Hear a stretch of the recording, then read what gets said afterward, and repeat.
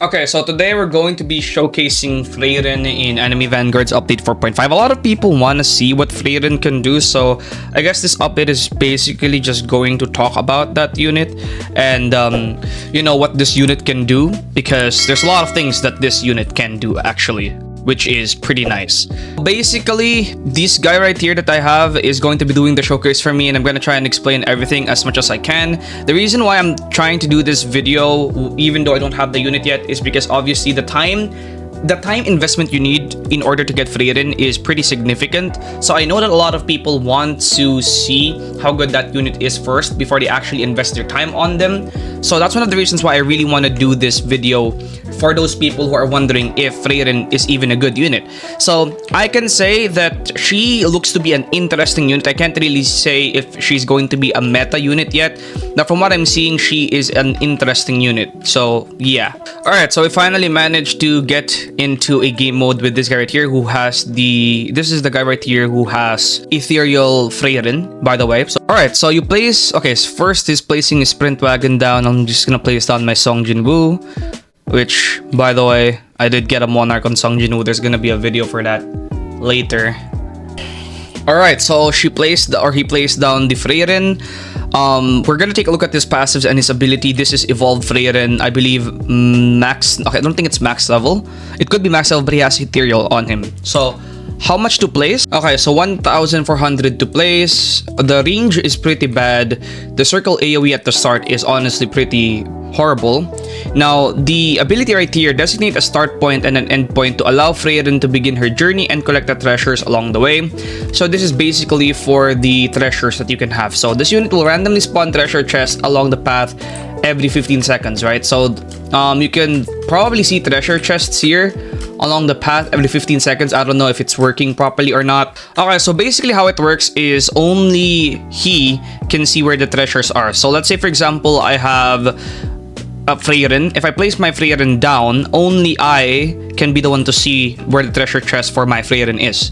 So he says I'm standing right on the treasure chest, but I can't see where the treasure chest is. That probably means that the chest for Frieren is basically scripted to just be observable or just be visible to whoever placed that unit down, basically. Okay, so the first move of Frieren honestly is pretty bad, but I don't think he is the type of unit that's going to be really doing a ton of damage. I will talk about his or her capabilities later on, but this is his second ability right here. So the first one was a pretty small range with circle AoE. Upgrade to next ability. The next ability should be something else. I don't know if she's full AoE. If she's full AoE, that would actually be pretty nice. So the next one, okay, this one right here is the second one. This one becomes a bigger circle AoE. Then upgrade the next one. So right now we're just taking a look at her attacks. We're gonna take a look at her passives and stuff later on. Okay, this one right here, this one right here is an attack. It's not an ability. It's just an attack. But the VFX for that is pretty insane. The VFX for Frieren is pretty crazy. Upgrade. So that's not even an ability yet. That's actually pretty insane. Not an ability. That's literally just a attack, like a normal attack. The height of magic is going to be the last one. It's going to turn her into a larger range, and she's going to have a cone AoE. So she's doing 36.96k on max upgrade with ethereal. I think the stats here are Z plus for damage, which is honestly not that bad. Now, passives are very important for units, right? You're not just gonna take a look at their DPS and say, oh my god, this unit is trash. Because in Anime Vanguards, it's not as simple as just looking at the DPS and saying, wow, this unit's trash. So let's take a look at her passives, right? First of all, she's immune to status ailments, which means that she is not affected by stuns. Okay, so I'm going to try and simplify everything. The first passive basically makes her immune to stuns when she is not attacking. When she's attacking, she's no longer going to be immune to stuns.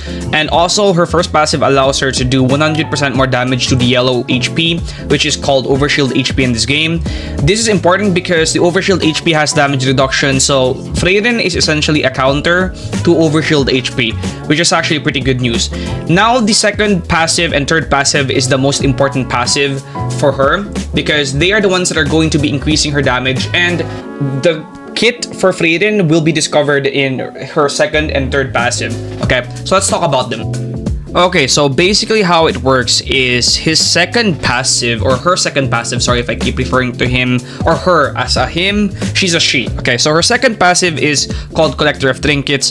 This unit will randomly spawn treasure chests along the path every 15 seconds, which again is only visible to the owner of the Frieren. For every chest collected, you can either gain nothing, 1,000 yen, plus 3% damage, or plus 1.5% range.